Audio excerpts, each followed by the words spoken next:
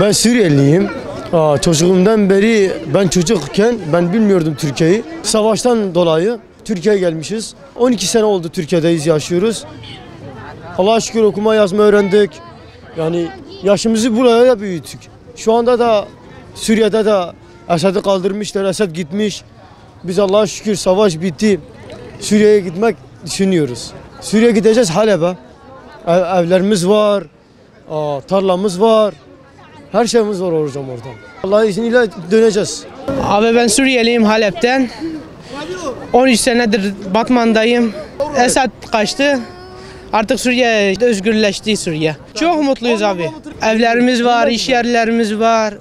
Her şey var abi. Kışın bitsin. Kışın bitsin, hem de Suriye'ye dönüyoruz abi inşallah. Türkiye çok memnunuz. 14 سال ام هاتنا اسطنبول جارك ام هاتنا باطمانه براستي ام تركيا يعني ام تشكرتكم يعني اما يعني ام يفقرن ان شاء الله يعني خلاص حربنا ما يعني بشار شو يعني نما ان شاء الله يعني ام راحت عيشه حياه ام خانيمه çekin yani بلو.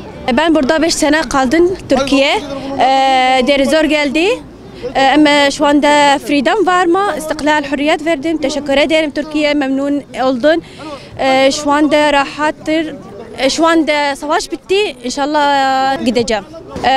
Halep أو دير الزور إن شاء الله سوريا تعمير استقلال راحات أونر için